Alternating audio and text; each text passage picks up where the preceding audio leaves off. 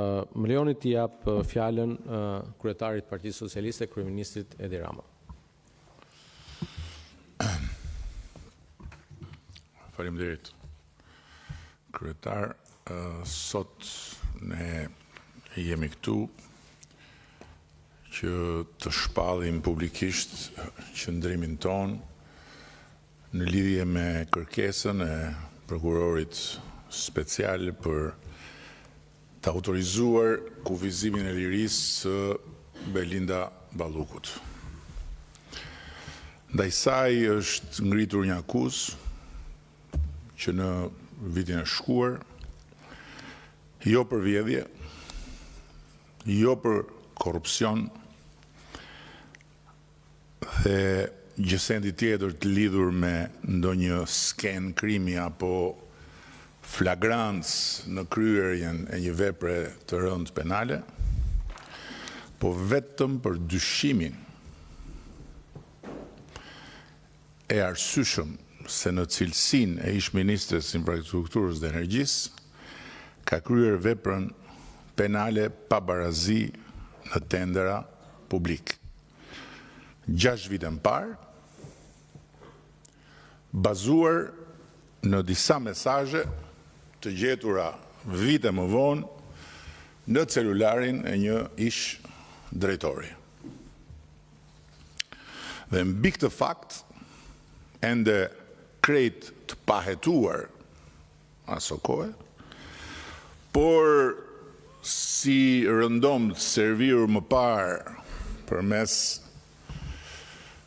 korrierësh që hynë e dalin të kuzhina e stacionit trenit, si gjellë qensh në 700 tenxheret e gjyqit politik dhe mediatik, u vendos fillimisht me një turavrap të pakuptueshëm nga prokurori dhe gjykatësi i seancës paraprake, pezullimi i antares së kabinetit qeveritar. Një masë absurde, që siç e kemi shpjeguar më parë, pezulloi faktikisht funksionin, jo thjesht personin. Prandaj, edhe nuk ka ndodhur kurrë dhe askund tjetër në botë një budallëk i kësaj natyre. Pastaj, pa pritur fare përfundimin e procesit, të hapur prej nesh në gjykatën kushtetuese, për ndërhyrje të patolerueshme në kompetencat e pushtetit ekzekutiv, sapo gjykata e pezulloi masën e pezullimit dhe deklaroi se do t'i hynte çështjes në themel, erdhi turavrapi i dytë. Kërkesa që diskutojmë sot. Dhe e diskutojmë me të drejtën që na jep Kushtetuta e Republikës së Shqipërisë për të autorizuar ose jo arrestin e një deputeti, gjë për cilën do flas konkretisht ca më poshtë. Thjesht njoftimi i akuzës në rrugën e Shtrëmbër dhe fatkeqësisht të bërë zakon nga grupet hetimore të stacionit trenit, të cilat i përdorin mediat si forca paramilitare të fajsimit dhe të asgjësimit publik të subjekteve të tyre, mjaftoi që ndaj Belinda Ballukut të ngrihen të tëra dallgët e detit të urrejtjes, që zihen pa pushim në 700 tenxheret e pazarit ton politik e mediatik, dhe të mblidhen të tëra rret e fantazive perverse të rrjeteve sociale, për ta kthyer njeriu në një kriminal me 300 vila, 2 jahte, 10.000 euro solucione magjike për një larje makine, ndërkohë rrugët e ndërtuara në periudhën e drejtimit saj u shëmbën që të gjitha nga korrupsioni, shirat u derdhën me gjyma dhe përmbytjet mbuluan edhe malet e Shqipërisë nga mungesa e kanaleve të vjedhura prej saj, deti u bëkos për qenërinë e pazarit politik dhe mediatik dhe erdhi më në fund me thirrje histerike jashtëderdhjesh në bulevard. E shumë pritura orë e hakmarrjes madhe ndaj njeriut që e çoi Partinë Demokratike për jufka në Dibër dhe asfaltoi krejt në Fier, me gjithë gazin e Zegjines. Hapklap burri i parë në historinë e Europës që Komiteti i Helsinkit e mori në mbrojtje nga një vajzë. Mëshirë, Zegjine, mbyll klap. Por ndërkohë që Belinda Balluku u kthye në shtrigën që duhet djegur në turrën mesjetare të druve me zjarr molotovësh dhe tërë fondet e mobilizuara si asnjëherë më parë në këto vite nga burimet e shtetit, të organizmave financiare ndërkombëtare apo të sipërmarrjes private për infrastrukturën u kthyen në parat grabitura prej asaj vetë, unë pikërisht sot duhet t'u them shqiptarëve se ndryshimin epokal që vazhdon dhe do të vazhdoj në sektorin e infrastrukturës dhe në sektorin energjetik të vendit ton nuk e solli koha. Nuk e sollën as thjesht parat. Para janë harxhuar plot edhe më parë për ato rrugët e lëna rrugëve. Nuk e solli askush dhe asgjë tjetër. Përpos votës tyre për këtë parti, për qeverinë e kësaj partie, ku bën pjesë edhe Belinda Balluku si antare e kryesisë Partisë Socialiste, si një ndër njerëzit tanë më të votuar dhe më të mbështetur nga zgjedhësit, e cila për 6 vjet me radhë drejtoi Ministrinë e Infrastrukturës dhe Energjisë, duke punuar pa orar, luftuar pa rezervë, për të realizuar në afat dhe në cilësi objektivat ambicios programit ton qeverisës, mes 1001 vështirësish në këta dy sektorë që e kanë vuajtur gjatë prapambetjen historike për shumë arsye. E di që edhe këtu mes nesh ka disa që mendojnë se fitoret shëmbullore elektorale të Belindës dhe skuadrave të udhëhequra prej saj në territor burojnë nga fuqia e pushtetit që ajo kishte. Kjo mbetet për t'u parë në zgjedhjet e afërta vendore në qarkun e Fierit, ku ajo do të vazhdojë të drejtojë qarkun dhe nuk do të jetë më në asnjë pushtet ekzekutiv. Por ajo që unë di me siguri është një gjë tjetër, se pak kush nga ne këtu i mban si Belinda Balluku kontaktet me territorin, duke shkuar rregullisht në zonat që mbulon si drejtuese politike. Nuk kam fare në plan ta shpall as hero dhe as viktim Belindën sot, dhe uroj që në hetimin e çështjes për të cilën ajo akuzohet se ka kryer një vepër penale, prokuroria të shterojë çdo pistë që mund të çojë tek korrupsioni. Sepse në fund të ditës gjithkush pas të 18-ave varet vetëm nga këmbët e veta, me ligj dhe me zakon.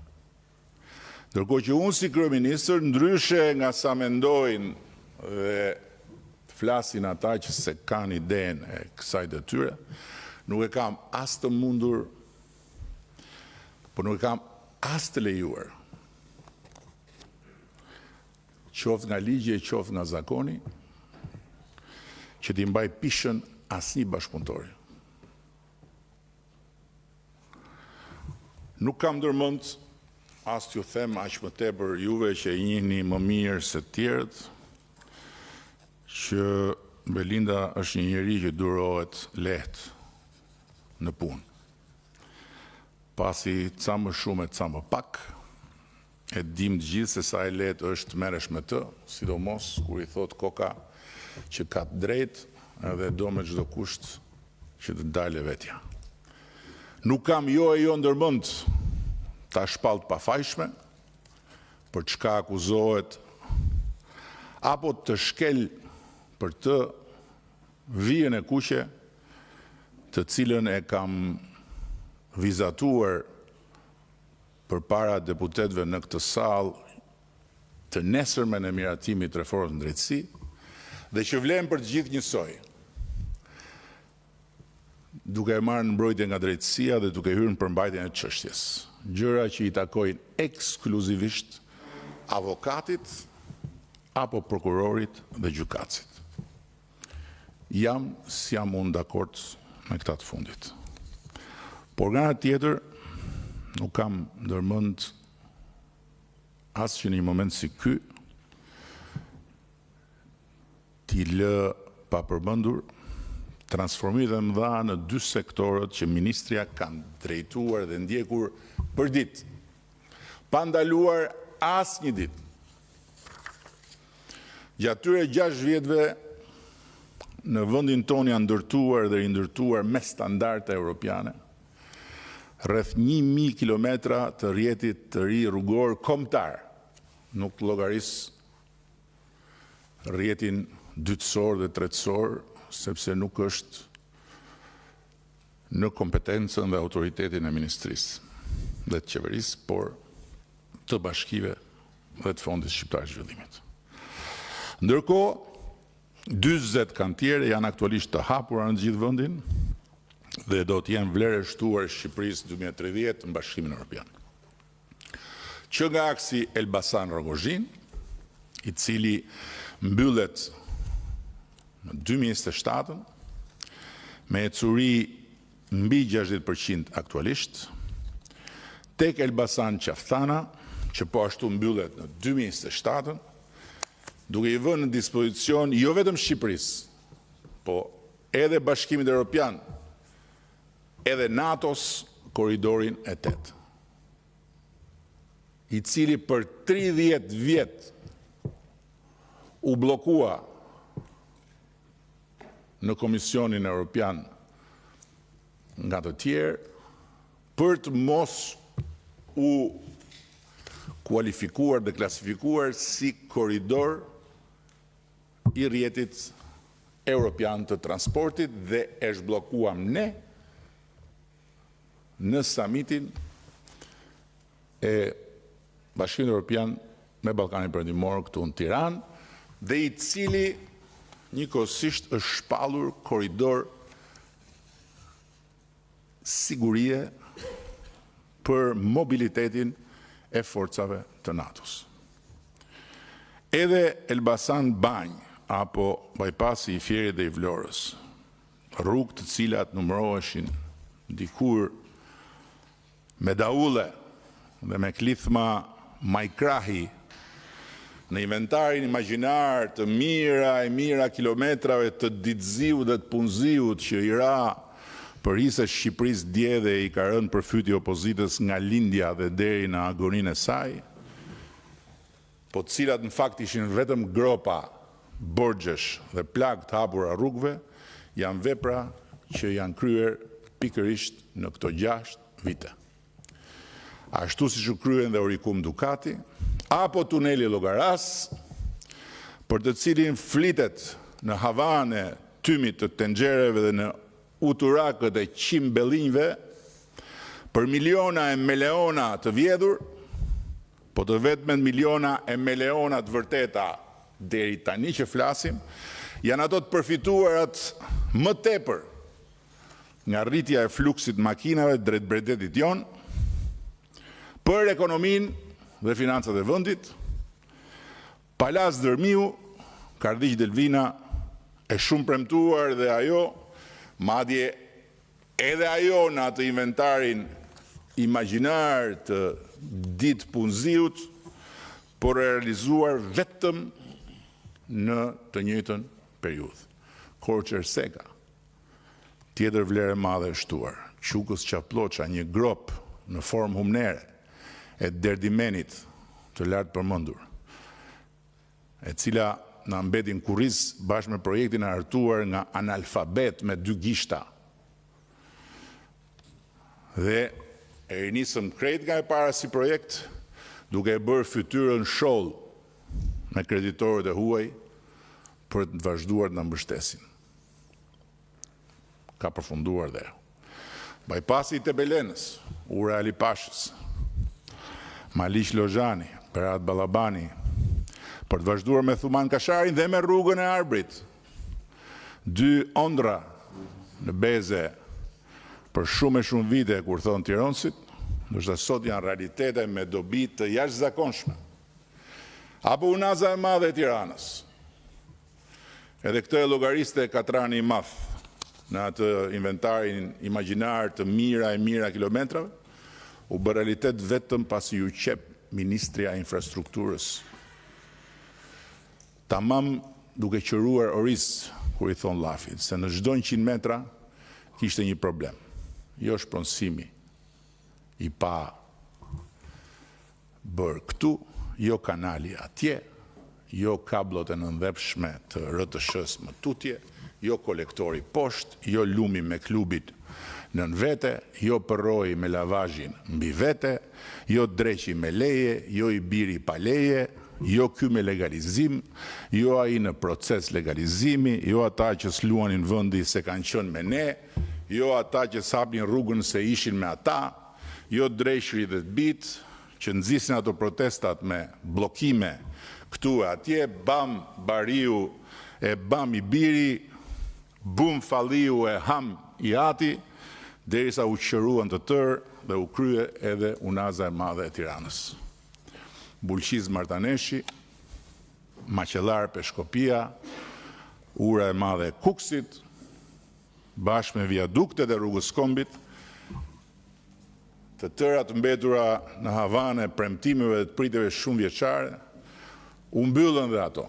Doli dhe rruga e Kombit nga ajo gryka e shishes, pa llogaritur gjithë peripecitë e tjera të saj. Janë aktualisht në ndërtim rruga e Ksamilit, zgjerimi i autostradës Tiranë-Durrës, segmenti i parë i bypassit Tiranës Vaçar-Kashari, rruga Ndroq-Plepa, bypassi Sarandës, rruga e Komanit, ndërkohë që segmentet e korridorit blu nga Baldrem Miloti, Milot Thumana, Kashar Lekaj, Lekaj Fieri, janë të tëra në përgatitje kantieresh, pas procesesh të ndërlikuara teknike dhe lidhjet kontratave koncesionare. Nuk i rëndita kot tëra këto, sepse janë vepra dhe një Shqipëria tjetër, ndërplot tjera që kemi ndërtuar dhe po ndërtojmë, një Shqipëri që s'ka asnjë lidhje me Shqipërinë e 700 tenxhereve që bullojnë për ditë dhe për natë, skandal këtu, skandal atje, shpërtheu andej plasi këtej, ikën të tërë jashtë nga Shqipëria, ikën të tërë brenda nga qeveria, bam, bum e bam, bum. I rendita sepse dua t'i ftoj të gjithë, ju që jeni këtu dhe ata që na kanë besuar drejtimin e Shqipërisë. Po edhe këdo tjetër që nuk ka frikë ta provojë ta marrë me mend, që t'ja heqin për një çast vendit të gjitha këto artere të reja dhe ta marrin edhe një herë me mend rrugën e vjetër për Dibër. Ato që nuk mbaron të kurrë. E kur ti thoshe Peshkopi, në fakt s'ishe akoma Mburrel. Të shkoj njerë për Vlorë dhe të harrojnë bypassin, t'i bie nga radhima dhe të fillojnë të kaptojnë Llogaran, të ikë një herë për Sarand nga Gjirokastra përmes asaj rrugës me rrotullime, ku rrotullohesh dhe pastaj e gjete veten 2 metra mbi pikën ku ishe përpara se të fillojë rrotullimin dhe pastaj futesh prap në rrotullimin tjetër. Të provojnë edhe një herë sekën nga ajo rruga e mëparshme, që dikur e detyroi një shokun ton që bënte fushata ndej, t'ju thoshte kolonialëve çudi si e votoni ju Partinë Socialiste. Kujtohet ai shoku? Se u merua duke bërë atë rrugë. Dhe po ndalem me kaq se kam frikë se mos i zë rruga ata që po na dëgjojnë. Duke udhëtuar në para Shqipërinë asaj infrastrukturës së ububushme. Po besoj se çdo mendje e lirë nga urrëtia politike i mjafton kaq. Një udhëtim i shpejt, mbrapsht, në kohë për ta pranuar pa asnjë gajle vlerën e punës kolosale që është bërë. Flasim pak për hekurudhat se kollajt thuash ku i keni hekurudhat, pse si bëni hekurudhat, s'keni një hekurudh, s'keni, se nuk keni turp, nuk keni, por të rilindësh infrastrukturën hekurudhore nga hiçi, ku e katandisi liri demokracia e fillim viteve 90, duhet jo thjesht një përpjekje dhe një durim shumë i madh, po dhe një reputacion i vendit, një situatë ekonomike dhe një aftësi financimi që deri dje Shqipëria nuk e kishte asgjë kundi. Tani më ne nuk kemi thjesht një synim,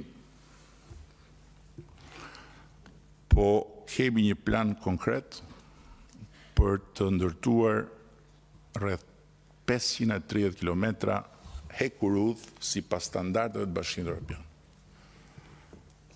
Të elektrifikuar dhe të integruar në rrjetet europiane, projekte konkrete, procese pune konkrete.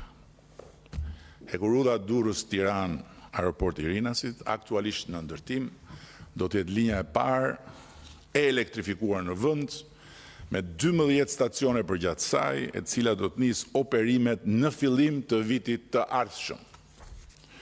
Hekurudha Vor-Hanihotit, lidhja me Malnezi, është aktualisht në proces prokurimi.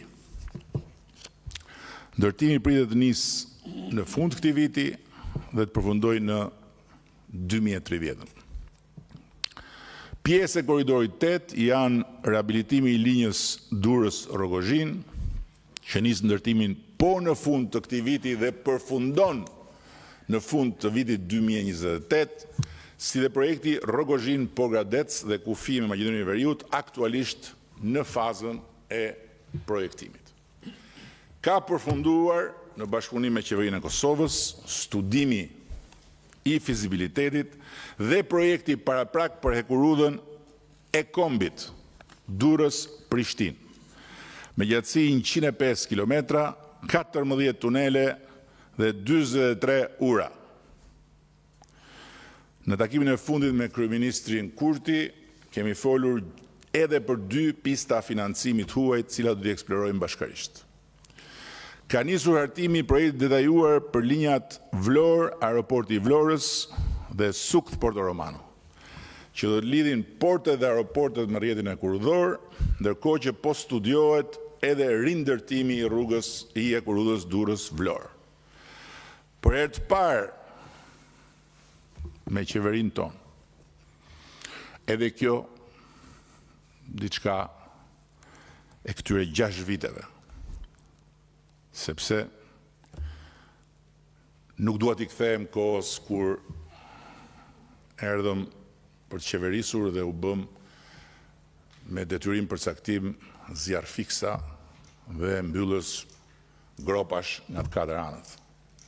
Sa në financat e shtetit, e sa në rrugët e rëna e rrugëve, e në çdo sektor tjetër. Një strategji reale, funksionale e kombëtare e aviacionit civil. E fokusuar në infrastrukturë, në konkurrencë dhe në ndërlidhje, që e ka rritur aksesin e qytetarëve në aviacion nga 13% që ishte në vitin 2019 në 34% që është sot. Liberalizimi i tregut ajror ka sjell operatorë të rinj, duke ulur çmimet e biletave, duke rritur numrin e fluturimeve direkte nga Tirana dhe duke e bërë Tiranën pikën kyçe të aviacionit rajonal. Besoj që askush nga ata që nuk e kanë mendjen të pakapur peng nga tenxheret politike dhe mediatike, nuk e ka harruar kohën se s'është daqe largët, kemi qenë ne në qeveri me trashëgimin e rënd bisupe, kur të fluturohej nga Shqipëria apo për Shqipëri, biletat ishin më të shtrenjtat në Europë. Në Europë. Sot kemi aeroportin më të madh në kapacitet pasagjerësh në Ballkanin Perëndimor dhe prej vitesh e kemi lënë pas aeroportin rajonal të Beogradit, i cili ka qenë aeroport kur Rinasi ishte një pistë me një terminal që ishte më i vogël se kjo salla këtu. Se kam qenë dhe unë në terminal, kur kemi shkuar me ekipin kombëtar për të luajtur jashtë. Disa tavolina, ca karrige, ca mbulesa me kuadrata të kuqe, mbi mbulesën me kuadrata edhe një mbulesë tjetër e bardhë në formë rombi, edhe mbi atë ca gota qelçi, që duhet të hapësh gojë kaq për të futur gotën që të derdhësh ujin në gojë. Po, juve breziri nuk i keni para ato gota. Prandaj edhe sot kujtoni se jeta është më e lehtë. Aeroporti i Tiranës sot ka 80 destinacione dhe 27 linja ajrore, duke arritur të përpunojë në vitin që sapo mbyll 11.6 milion pasagjerë.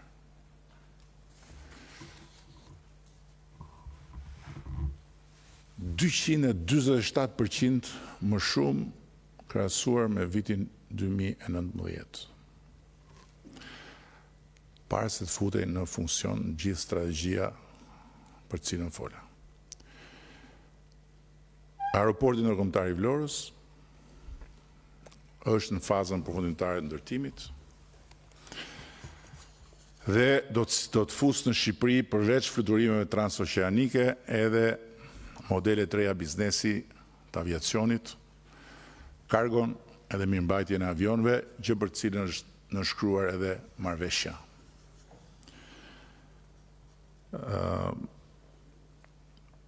Nuk besoj se duhet ja kujtoj njeriu këtë, se sa herë është premtuar, ëndërruar, imagjinuar aeroporti i Vlorës, por tani që po përfundon, mund të them që për Vlorën më e mira është e gjitha përpara në drejtim të perspektivës ekonomike. Ndërtimi i portit ri tregtar dhe ushtarak me një krah në Porto Romano parashikon trefishimin e kapaciteteve përpunuese aktuale dhe krijimin e një zone të lirë ekonomike, parku logjistik, ndërkohë që hap rrugën e 2 porteve të reja të thata në Prishtinë dhe në Shkup, duke krijuar një nyje të re me fuqi strategjike dhe logjistike të konsiderueshme. Jo thjesht për rajonin, po dhe si një vlerë e shtuar për Bashkimin Evropian dhe NATO. Dhe duhet të them këtu 2 fjalë për Porto Romanon, është një nga proceset më të ndërlikuar, ndoshta më ndërlikuar që ne kemi bërë. Është një plan strategjik që ka krijuar edhe xhelozi. Xhelozit janë të zakonshme me zvëndesh që janë në stade të caktuara zhvillimi. Një proces shumë i sofistikuar me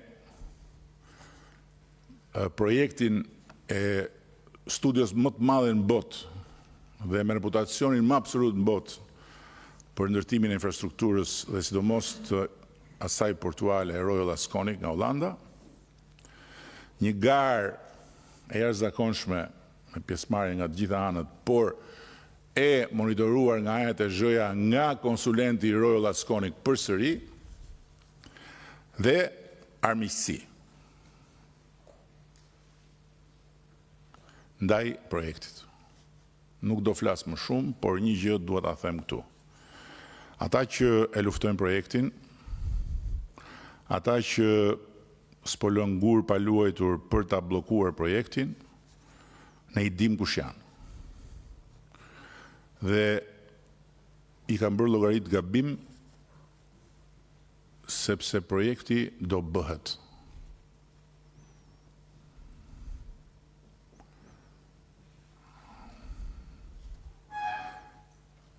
Unë nuk kam plan B vetëm për Bashkimin Evropian.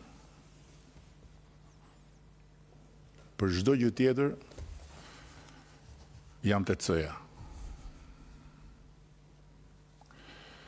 Investimet e tjera në proces përfshin dhe transformimin e triportit në Vlorë, një port mirëfill tregtar, i shumë munguar për Vlorën, dhe ndërtimin e 4 marinave turistike në Durrës, Vlorë, Sarandë dhe Shëngjin. Nuk do flas për marinën e Sarandës, se po më shikon Ulsiu, dhe s'dua të krijoj konfuzion këtu për raportet shumë të kthjellta që kemi me drejtësinë. Ndërkohë që marina e Durrësit dhe e Vlorës janë në proces ndërtimi, në Shëngjin kemi filluar një proces me kryetarin e bashkisë dhe me një super ofertë të një subjekti shumë të njohur në Europë. Për Sarandën, pyesni Ulsion më shumë. Për sa i përket energjisë, sot kemi përqindjen më të ulët të humbjes në rrjet, që hyn tani më në sferën e humbjes teknike, ndërkohë që e patëm nisur atëherë me 50% thuajse humbje në rrjet. Janë zhvilluar 5 ankande ndërkombëtare që kanë krijuar mundësinë për 640 MW kapacitete fotovoltaike dhe 222 MW kapacitete eolike, duke arritur disa nga çmimet më konkurruese në Europë për energjinë e rinovueshme. Karavastaja 140 MW është sot në operim. Spitalla 100 MW është në ndërtim. Parku eolik në Kavaj 75 MW, Akërnia 100 MW dhe rreth 300 MW të tjera janë në proces të marrjes së lejes së ndërtimit. Është diversifikuar dhe rritur prodhimi i energjisë, ku 600 MW kapacitete të reja janë shtuar dhe priten edhe rreth 1000 MW deri në përfundim të vitit 2027. Nga vdekja e Enver Hoxhës deri në largimin nga pushteti të sekretarit të partisë tij në 2013 Shqipërisë nuk i është rritur asnjë megawatt kapacitet prodhimi. Asnjë megawatt kapacitet prodhimi. Po ka ndodhur e para shkatrimi total i sistemit të shpërndarjes. E dyta, privatizimi kriminal i 4 hidrocentraleve të ndërtuara funksionale, Shkopeti, Ulza, Bistrica 1, Bistrica 2, si kthim të vëshëje. Do më në qoftë se duan korrupsion dhe duan të luftojnë korrupsionin, se krimin, me sa duket, nuk e kanë të lehtë ta luftojnë deri në fund, përderisa nuk kanë fuqi të ngrenë akuzë për 21 janarin, le të shkojnë dhe të marrin dosjen e këtyre 4 veprave të ndërtuara nga populli, dhe që i takonin vetëm popullit. Dhe i u dhanë një kompanie që nuk i kthej të vëshëja, i llogaritën të vëshën, të vëshën si ja u kthejmë, po merrni këto hidrocentralet. Dhe këta janë sot ata që vinë vërdall si qenë të pazarit, me flak në përduar dhe me lapën jashtë. Sot energjia e rinovueshme përbën 44% të miksit total të energjisë në vend. Politikat e vetë prodhimit kanë nxitur rreth 400 megawatt kapacitete fotovoltaike për bizneset dhe familjet në vetëm 3 vite. Është përmbyllur dhe reforma për liberalizimin e tregut të energjisë dhe ndarjen e funksionit të prodhimit, transmetimit dhe shpërndarjes sipas standardeve të Bashkimit Evropian. Të gjitha këto kanë ndodhur në këto vite. Në drejtimin e atij njeriu që ka mbuluar ato 2 sektorë. Është deregulluar pjesërisht tregu i furnizimit me energji, ku klientët me tension të mesëm dhe të lartë operojnë në tregun e lirë. Shqipëria ka përballuar krizën globale të energjisë pa e rritur çmimin. Për konsumatorët familjarë, dhe këtë nuk e them unë më, e thot OECD-ja. Në vlerësimet OECD-s shënohet se Shqipëria është një vend në Europë që përballoi krizën pa rritur çmimin e energjisë. Për herë të parë dhe i vetmi vend në Europë, Shqipëria uli çmimin e energjisë për familjarët me 10%. Gjeni një vend tjetër ku është ulur çmimi i energjisë dhe kur mund të diskutohet ulja e çmimit të energjisë. Programet për eficiencën energjetike kanë mbështetur 4.000 familje deri tani dhe do vazhdojnë të mbështesin të tjera. Është krijuar bursa shqiptare e energjisë elektrike nga operatorët e Shqipërisë dhe të Kosovës, ku volumet sot krahasuar me ditën e krijimit 2024 janë rritur me thuajse 50%. Është forcuar integrimi rajonal përmes projekteve të interkoneksionit me Maqedoninë e Veriut dhe Kosovën dhe aktualisht po punohet për të trefishuar kapacitetet me Greqinë, si dhe për të ndërtuar linjën e transmetimit me Italinë. Po zbatohen projektet për të rehabilituar kaskadën e Drinit dhe për të modernizuar asetet ekzistuese. Investimet e keshit drejt për drejt përfshin 75 megawatt kapacitet fotovoltaik, 110 megawatt termik dhe projektin pump storage me rreth 300 megawatt. Ndërkohë, përmes bashkëpunime ndërkombëtare, veçanërisht me Mazdarin e Emiratet Bashkuara, do të fillojë gjenerimi i kapacitetet të reja, duke filluar nga parku fotovoltaik i Tragjasit 120 megawatt. Ka nisur projektet për infrastrukturën e karikimit të automjeteve elektrike. Projekti Nur në bashkëpunim me Sokari do të mundsojë për herë të parë përdorimin e gazit natyror në Shqipëri si një burim energjie i cili rrit sigurinë e furnizimit dhe sigurinë energjetike në vend, ndërsa marrëveshja që përmenda, ajo trilateralja me Italinë dhe Emiratet e Bashkuara për transmetimin në nënyrë të energjisë, do ta vendosë Shqipërinë në një pozicion të ri strategjik edhe në këtë fushë. Dhe e fundit që kam është motamo nga World Economic Forum, Shqipëria renditet në krye të klasifikimit për qëndrueshmërinë e sektorit energjetik. Nuk e lë dot ujin pa e sjell këtu, sepse reforma e ujit ka marrë tani më një pamje të qartë për ku po shkojmë. Në 2022 u përmbyll faza e parë e reformës, rajonalizuam shoqëritë, i reduktuam nga 58 në 14 që të rrisnin performancën financiare të sektorit. Në 2024 nisëm për herë të parë subvencionimin e ujit për kategoritë caktuara të klientëve më vulnerabël. Kemi zhvilluar sistemet digjitale për monitorimin e burimeve ujore dhe depove, si dhe përfunduar një projekt për digitalizimin e shërbimeve për qytetarët. Janë realizuar mbi 35 miliard lek investime në këtë sektor. Furnizimi 24 orë është arritur në 43 zona urbane dhe 98 zona rurale. Arktimet kanë shkuar në një nivel rekord me 11.2 miliard lek në 2024, rritje me 13%, ndërkohë që pagesa e faturat e energjisë nga shoqëritë e usjellësit që nuk paguan energjinë ka arritur në 93%.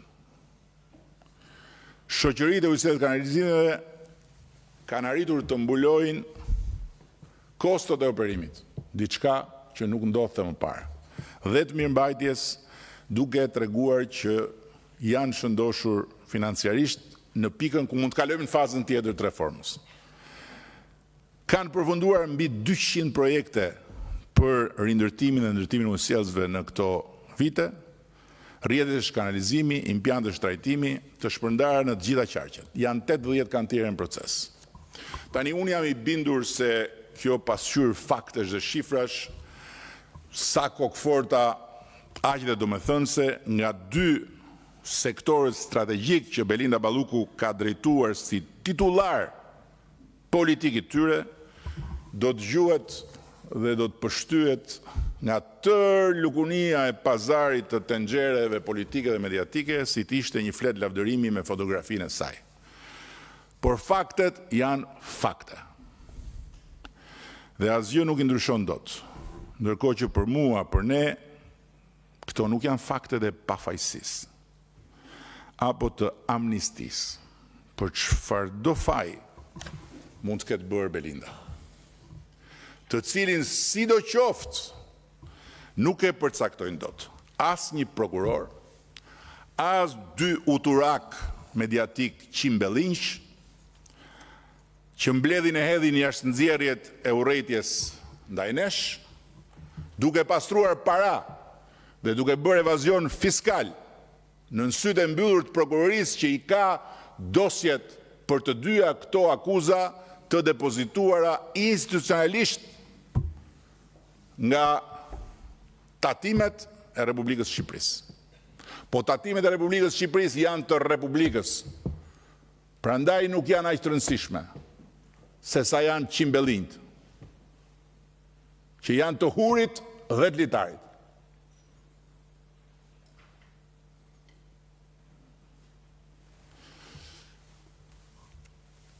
Dhe nuk e përcaktojnë as gjitha tenxheret bashkë. Atë fajsin ose pafajsin e përcakton vetëm procesi gjyqësor.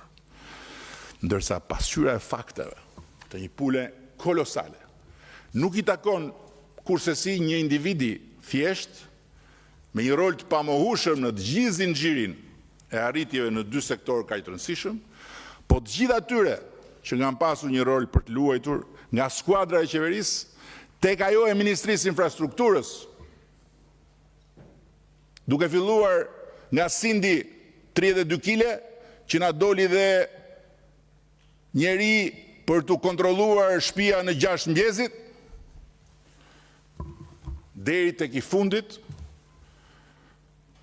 bashkë me drejtuesit dhe ekipet e institucioneve dhe ndërmarrjet varësisë, pa haruar padyshim deputetët e komisioneve të lidhura me ata sektor, si dhe mbështetjen vendimtare që grupi socialist i ka dhënë të gjitha reformave të bëra. Dhe për këto fakte, për këto arritje, për të gjitha përpjekjet dhe mundin që është dashur drejt këtu, që të gjitha ata që kanë bërë detyrën e tyre, përfshirë patjetër edhe ministren e infrastrukturës dhe energjisë, si përgjegjëse për dy sektorët, meritojnë vetëm respekt. Ndërsa, të gjitha atyre njerëzve të zakonshëm të këtij vendi, me kushtin që të mos jenë pjesë e turmës së qorrave dhe të shurdhve, me molotov në gojë dhe në duar, por që mund të jenë mbështetës tanët, siç mund mos jenë mbështetës tanët, dhe që sido qofshin, e kanë gjykuar tani më pa gjyq, dënuar pa i dhënë as të drejtën të mbrëhet në gjykat për çka akuzohet, dhe duan ta shohin në burg Belinda Ballukun. Pa pritur as të hapet dera e sallës gjyqit për të nisur procesin, u them që t'i bëjnë vetes një pyetje. Ku ndryshojmë ne? Që të gjithë ne sot, apo të paktën, ku duhet të ndryshojmë ne, shqiptarët e sotëm, pavarësisht bindjeve dhe simpative tona, politike apo njerëzore, nga ata që dje e deshën me dojmos të pushkatuar gjyshin e saj, apo nga ata që regjimi komunist i gjyshit të saj i deshi me dojmos të pushkatuar, të burgosur, të syrgjynosur, pasi u bëri fillimisht gjyqin në gazet, në radio, në televizion, dhe i dënoi në emër të popullit, pa u dhënë as të drejtën të mbrohen në sytë e popullit. Kjo nuk është një pyetje që unë e bëj sot për të mbrojtur Belinda Ballukun nga e vërteta, që i takon vetëm procesit me saj dhe drejtësisë. Sepse unë nuk jam avokati askujt këtu, përballë një akuzë të ngritur nga prokuroria, ndaj kujt do qoftë këtu brenda apo pranë nesh.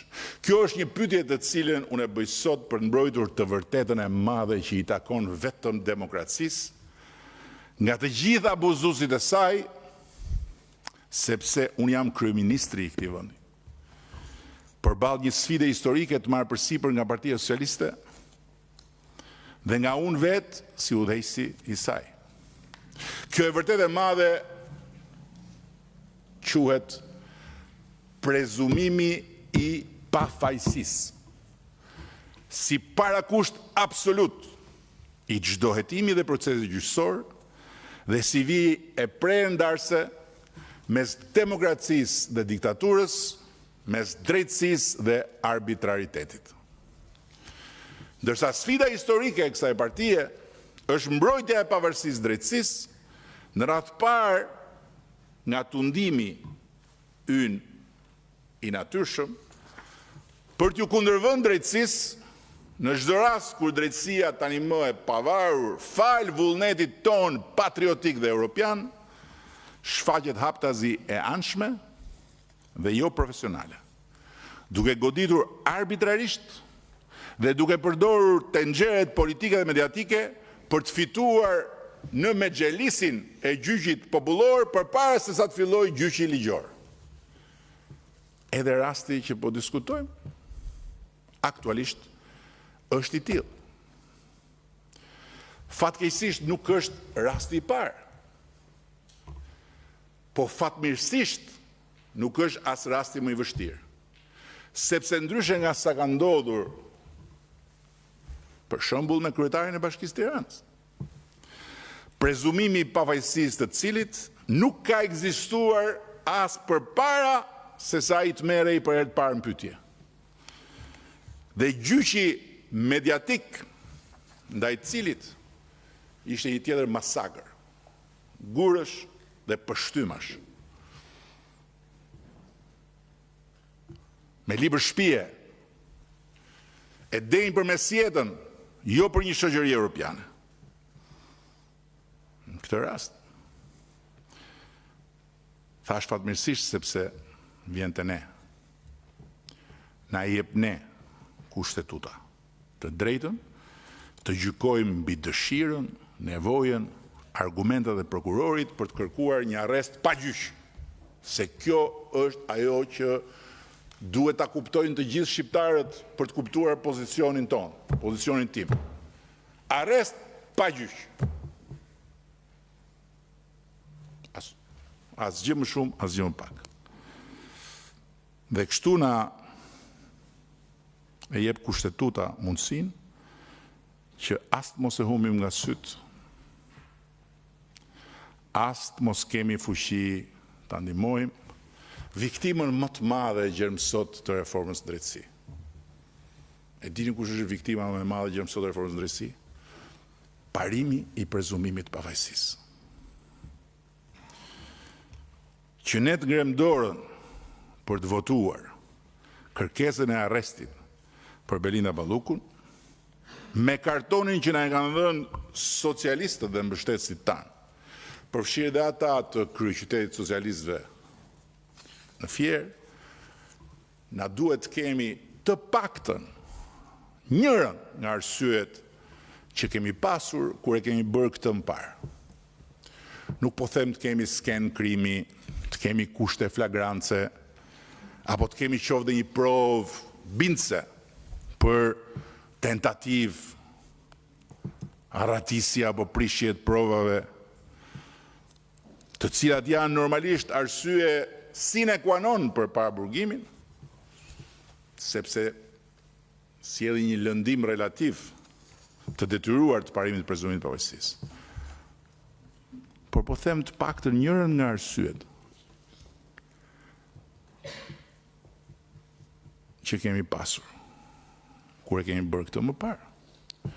Dhe në kujtesën time, qysh për reformës në drejtësi, ne kemi votuar për 2 arreste. Njëri për shkeljet përsëritur të vendimit të gjykatës, pra një votim automatik, pa nevojë për ndonjë diskutim. Tjetri për plot zeza, korrupsion, pastrim parash, fshehje pasurie, gjëra që na krijuan bindjen që kërkesa e prokurorit ishte e përligjur.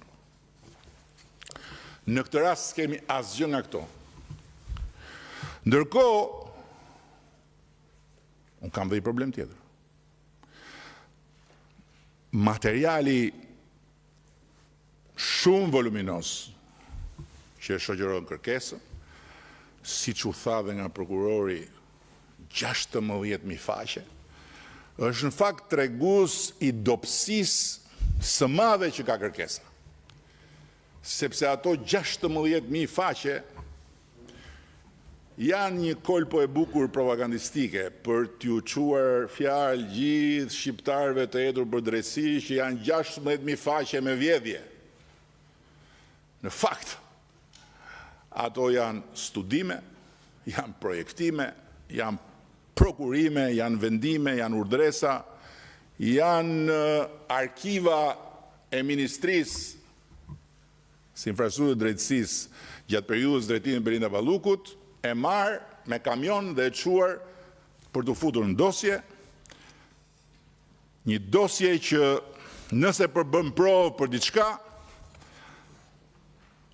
është prova më e fortë e punës së madhe serioze të Ministrisë së Infrastrukturës dhe Energjisë. Të tjerat janë dokra. Unë nuk jam në njohës i procedurave të kuvendit, por personalisht ja kam thënë dhe shokëve të Këshillit Mandate, po t'isha një nga ata, unë do i ktheja mbrapsh ato 16.000 faqet, si një qasje jo serioze. Për mua ofenduese, po unë mbase ofendohem lehtë. E përfaqësuesit pushtetit të pavarur gjyqësor ndaj përfaqësisë së pushtetit të pavarur legjislativ. Dhe pikërisht si iluzion optik. I mbani mend kur keni qenë fëmijë ato pasqyrat e thyera që kapin diellin dhe ja përplasin syve dikujt, një gjë e vogël dhe duket sikur të vinte gjithë dielli përballë, ashtu janë ato 16.000 faqet. Ulsim Manja më ka shpjeguar një herë fenomenin e volumeve të mëdha të kërkesave të prokurorëve me fjalët e ndjespas Stavri Çeços, profesor i nderuar i Fakultetit Drejtësisë, i cili thoshte: kur s'ka prova bindëse shkruhet gjatë se flet prokurori. Kur ka prova bindëse shkruhet shkurt se flasin provat. Por më e rënda sipas meje në orvajtjen e prokurorit pranë kuvendit është diçka tjetër. Paraqitja e një incizimi të një bisede mes një të pandehure me një bashkëbiseduese. Ku e pandehura, shpjegoj, sipas prokurorit, na qenë kesh kërcënuar. Dhe ku sipas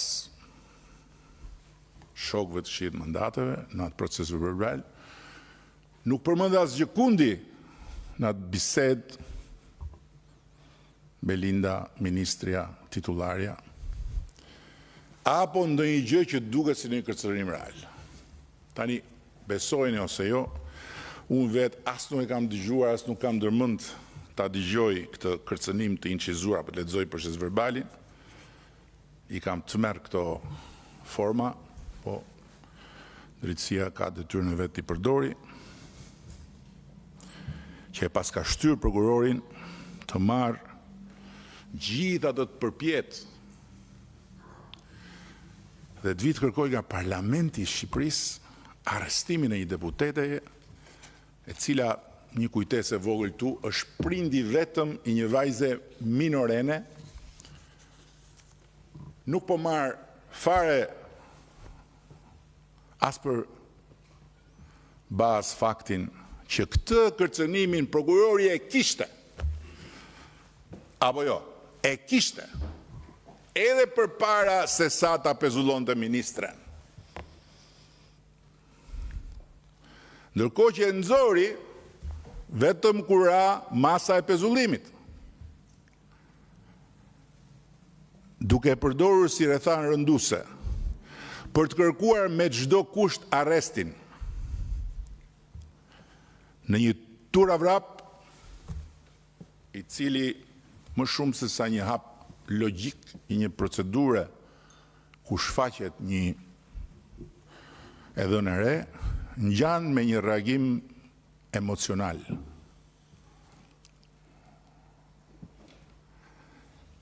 Ndaj rrëzimit masës pezullimit nga gjykata kushtetuese. Po nejse. Unë nuk po them fare as që një thënie e një të pandehuri në të njëjtin procedim nuk ka vlerën e dëshmisë. Dhe thëniet e tij merren me rezervë pasi nuk mund të konsiderohen si provë në kuptimin që ka prova në kodin penal. Dhe këtë e thot kodi, nuk e them unë, por nuk e quaj. Unë po e zë tani se e pandehura i thot bashkëbisedueses në telefon. Belinda Balluku personalisht më ka lidhur pas karrigës. Më ka vënë në fyt një thik që kishte edhe disa pika gjaku të tharë. Dhe më ka thënë do të të vras. Po nuk the kështu, apo po nuk bëra ashtu. Unë po e marrë që prokurorët kanë sjellë këtë. Tani, a ka njeri të ma tregoj mua si mund të vihet në kuvendin e Shqipërisë me kaq, me një muhabet të tillë telefoni, pa bërë asnjë ballafaqim, pa bërë asnjë kryqëzim dëshmish, pa bërë asnjë verifikim kur ndodhi kjo thangmë, sa do në mënyrë të tmerrshme të përshkruhet ajo në një bisedë telefonike mes dy grash, ose burrash, se burrat janë më të këqij se gratë kur flasin në telefon. Aq më tepër një i pandehur me një tjetër. Si u merr ka mbrapa hekurave kaq kollaj? Njeri, se folën dy veta në telefon. Dhe kjo është një provë e re që s'është as e re. Dhe kur mendoj që vjet me këtë kollajllëk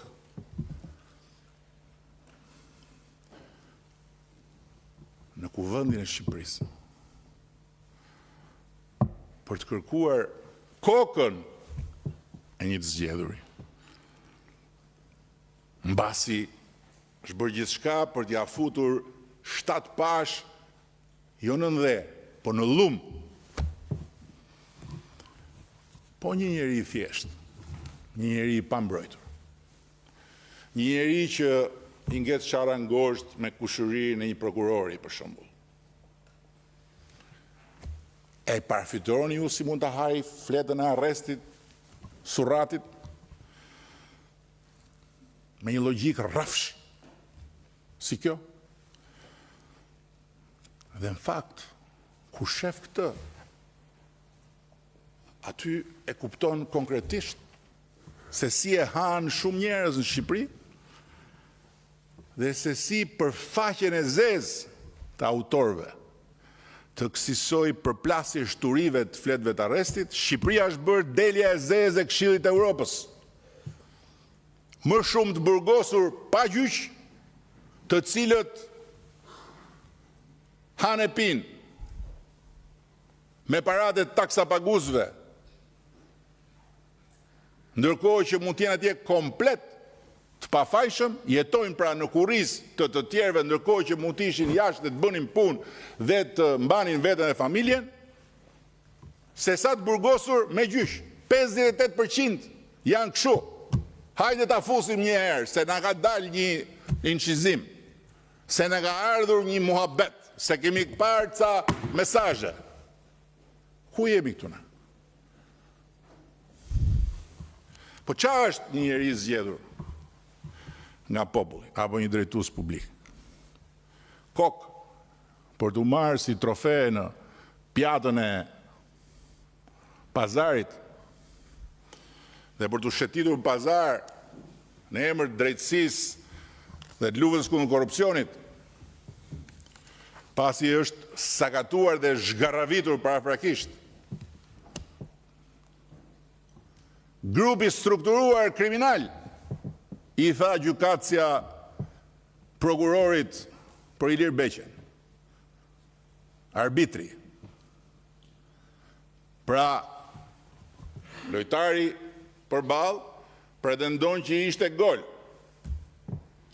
Arbitri thot, nuk ishte një gol, ishin 2 gola. Dhe vari, gjykata e apelit, thot ishin 3 gola. Qa drejtësi është kjo? Qa gjykatës është janë këta? Ra, grupi strukturuar, nuk është ekzistent. Atere, po Ilir Beqe?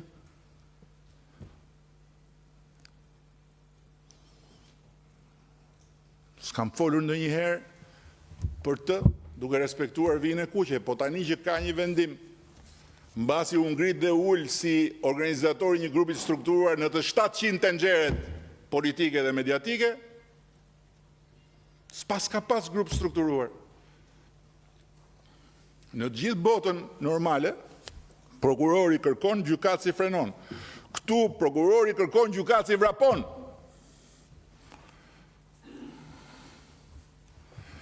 Po në emrin ton, jo.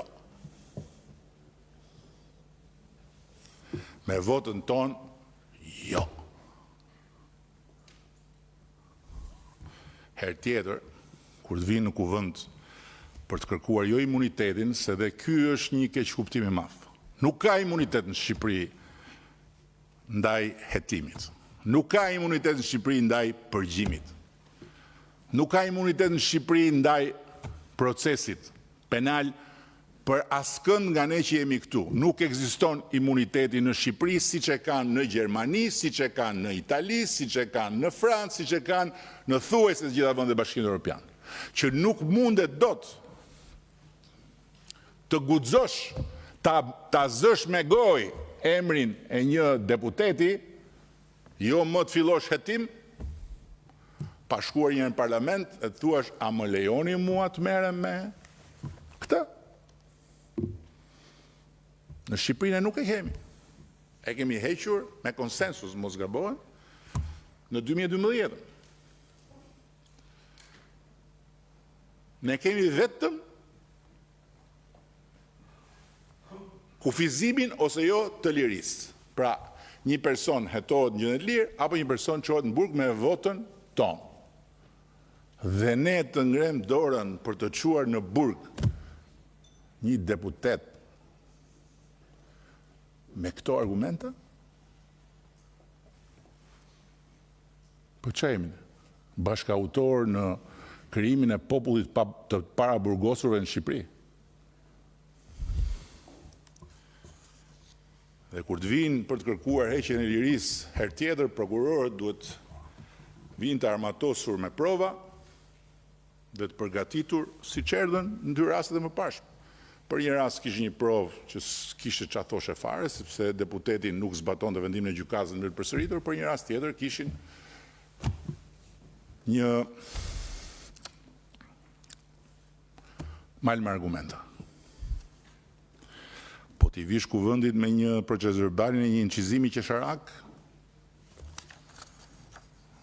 një grua me 2 gra, për legitimuar kërkesë ekstreme, arrest, pa gjyq. Duke na vënë në pozitë absurde ne, shumicën socialiste, që i kemi dhënë shpirtin betejës për reformën e drejtësisë, po i kemi vënë dispozicion dhe lëkurën drejtësisë pavarur.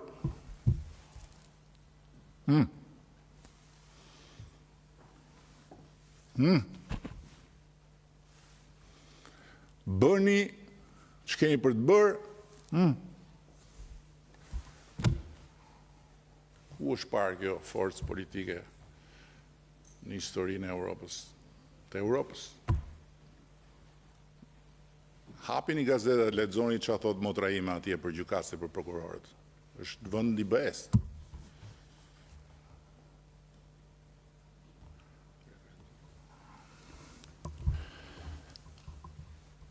Ama digniteti i parlamentit nuk ka dalë në pazarin e gjës gjallë, nuk është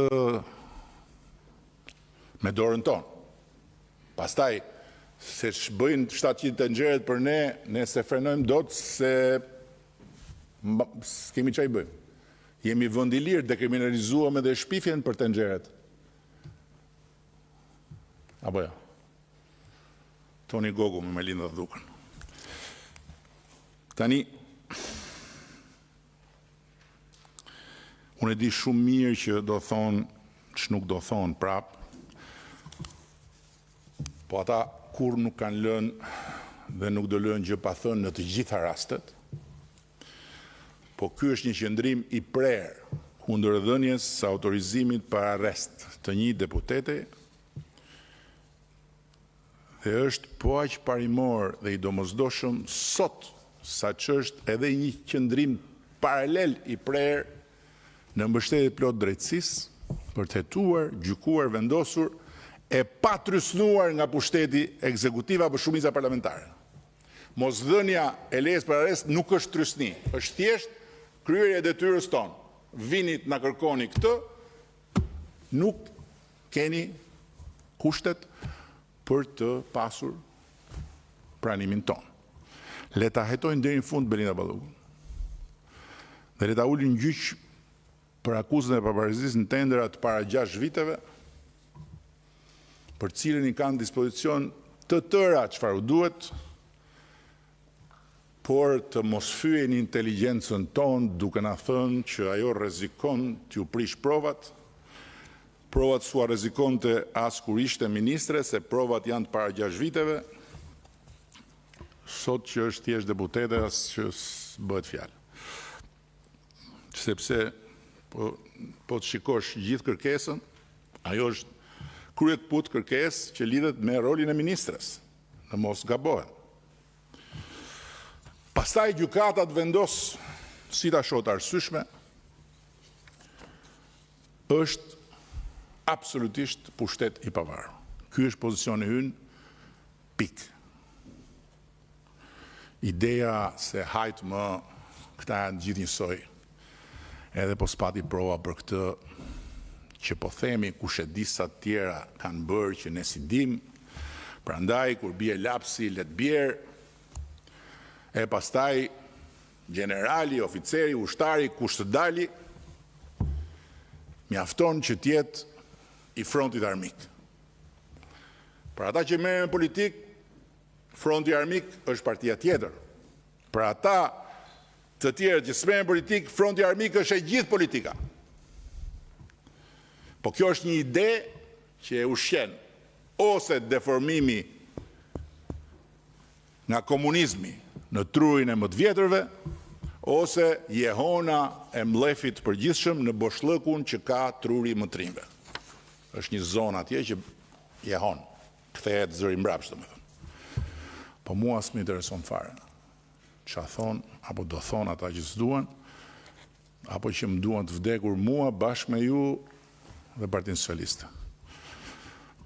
U bë kohë që më ngjallin vetëm keqardhje për njerëzit që dëgjojnë, akoma, po më shumë akoma më ngjallin keqardhje për tokën që detyrohet t'i mbaj mbi shtëpinë. Kur shoh bulevardin Çamban, e shoh me keqardhje tokën ku janë shtruar do pllaka. Po, c'est la vie. Jo kam thënë dhe herë tjetër, unë nuk kam më asgjë për t'i provuar vetes time. Kam hequr çdo lloj meraku që ka normalisht njeriu, e kam provuar veten në çdo nivel, qoftë si njeri në arenën politike këtu, qoftë si shqiptar në arenën ndërkombëtare. Këtu jam akoma për të dhënë gjithçka që kam brenda vetes, që bashkë me ju të mos lejoj që Shqipëria të humbas mundësinë e jashtëzakonshme historike, të cilën e kemi krijuar me shumë mund, me shumë durim, po dhe na është krijuar nga rrethanat e reja gjeopolitike të kontinentit për të bërë brenda kësaj dekade vend antar i Bashkimit Evropian. Duan apo s'duan ata që s'duan, ne po bëjmë histori. Shqipëria e sotme është një Shqipëri tjetër nga ajo një dekade më parë. Prandaj është tetë e rëndësishme që të mos e humbim për asnjë çast nga syt këtë të vërtetë. Dhe ne nuk na lejohet të bien pre presionit përditshëm të 700 tenxhereve, po jemi detyruar ta bëjmë historinë deri në fund me antarësimin e Shqipërisë në Bashkimin Evropian. Prandaj është tetë e rëndësishme po ashtu që të mos e harrojmë për asnjë çast edhe të vërtetën se pa Partinë Socialiste si një skuadër në formë, që duhet jetë në formë për çdo ndeshje, si skuadër, me strategji të qartë, me angazhim të madh kolektiv, me disiplinë të fortë në udhëheqjen e vendit, Shqipëria jo që nuk e arrin dot majën për ku po ngjitet hap pas hapi, po mund të kthehet mbrapa sa hapen mbyll syt. Shumica dërmuese shqiptarëve e din shumë mirë këtë. Prandaj na votojnë masivisht, jo se nuk i shohin të metat tona, jo se na i falin, po i gëlltisin gabimet tona, por ama din këtë. Pavarësisht se si e keq lexojnë votën e tyre, gjysmë analfabetët politik të frontit të kundërshtarëve tanë të mosozotshëm. Shumica dërmuese shqiptarëve din shumë mirë edhe një gjë tjetër, se ne dhe vetëm ne jemi garantët e pavarësisë së drejtësisë. Dhe edhe sot, konkretisht, me mënyrën si po i qasemi kërkesës për të autorizuar arrestin e një deputete, ne po e provojmë katërcipërisht edhe këtë. Po, katërcipërisht.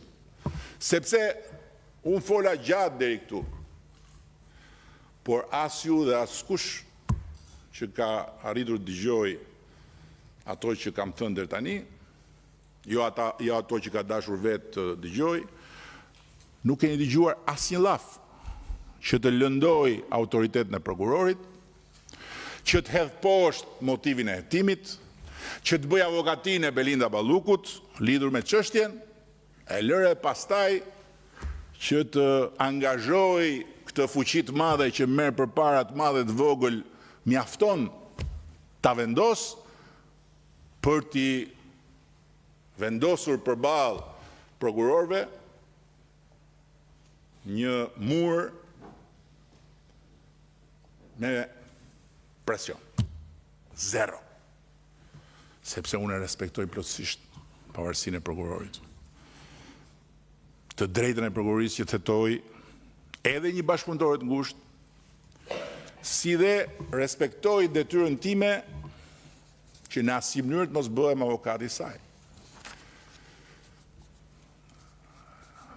Kështu që unë e falenderoj sot Belindën për punën e madhe që bërin detyrat që i besova për 6 vjet me radhë, dhe i uroj fatin që meriton, cili do qoftë fati që meriton, në betejën ligjore, për cilën do të ketë në krah vetëm avokatët e saj. Dhe